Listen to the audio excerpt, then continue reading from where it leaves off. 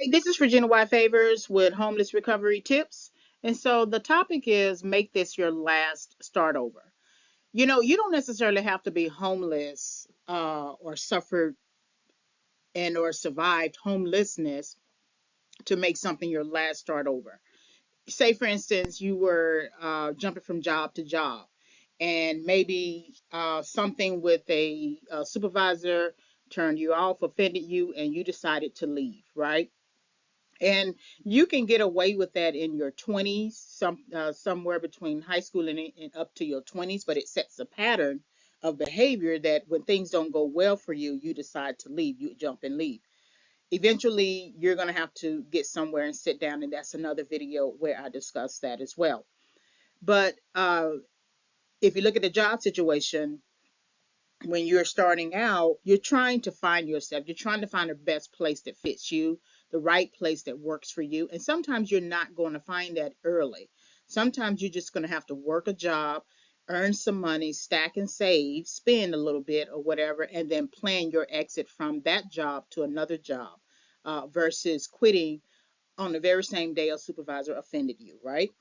And so if you have that pattern of behavior, and it worked for you, you're gonna think you can take that pattern of behavior to other places and think that it also works.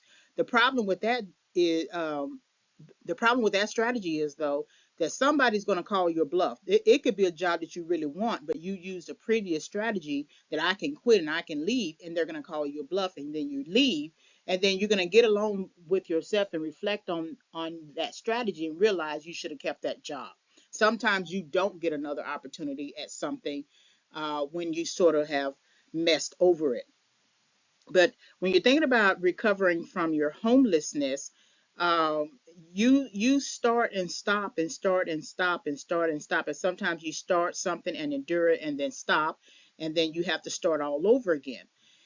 At some point in your development, you're going to have to get over the patterns of starting over, because once you start over, the whole process that you skipped prior, you still have to do.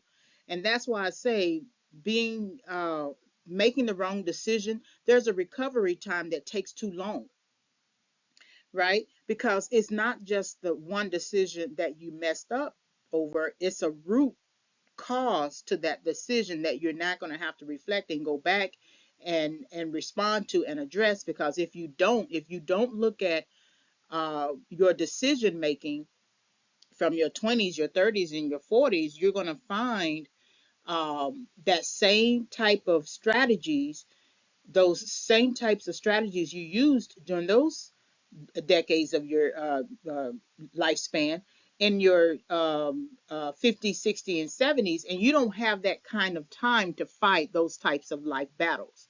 You have your youth in your 20s, you're starting to age a little bit in your 30s, and you feel your mortality in your 40s.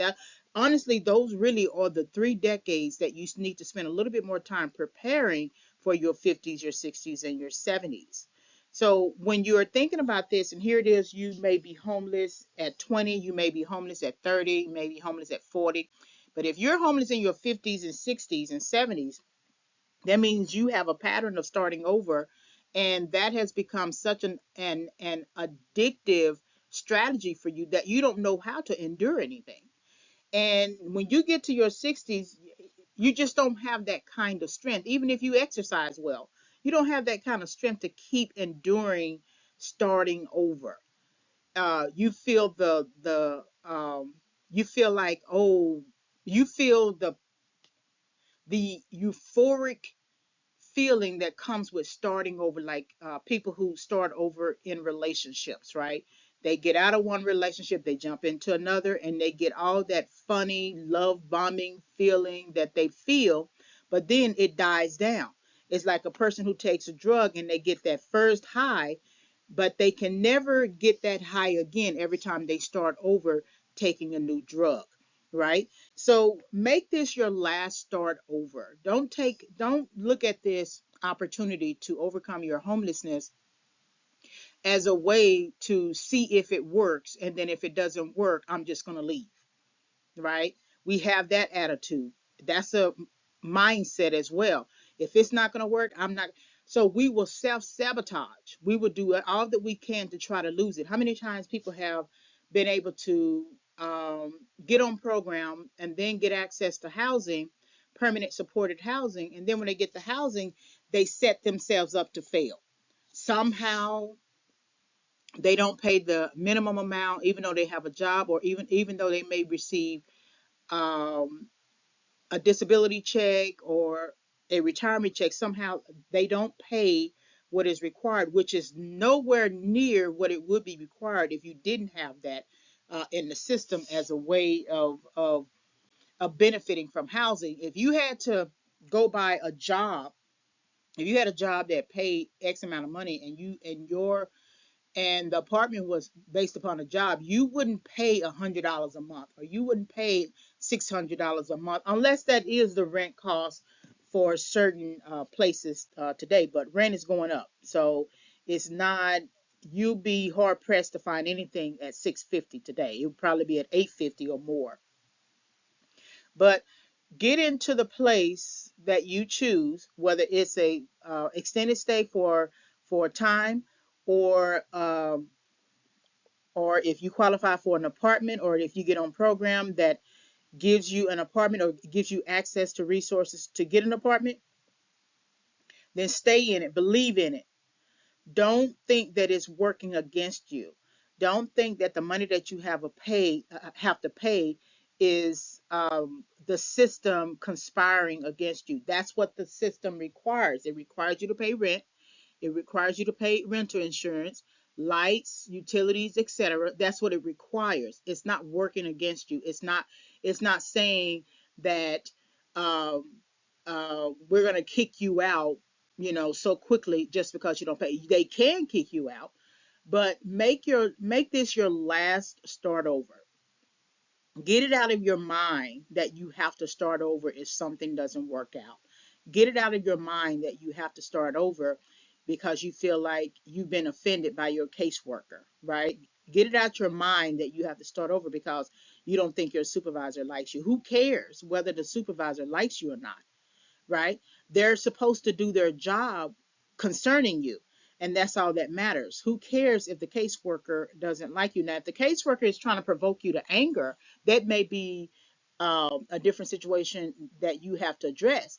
But the caseworker and the supervisor and all of the employees that you work with, they are not your friends. They're not your family members.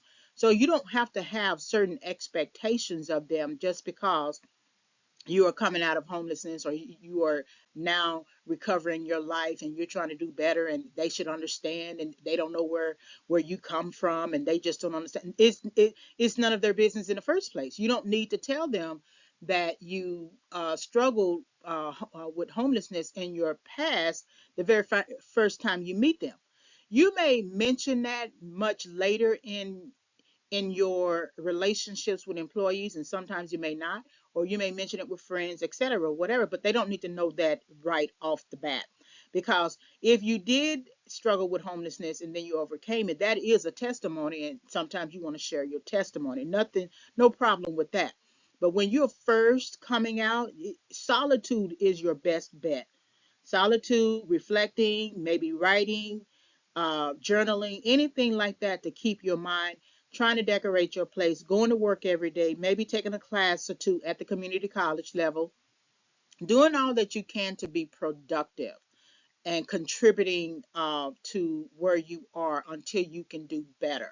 Because if you find, I know that there are some people who can find really good jobs, the types of jobs I could never get, but somehow they get on those jobs, and then something happens with the supervisor. They don't like their hours, or something like that, and then they threaten to quit, and then they go to the human resources and file a complaint.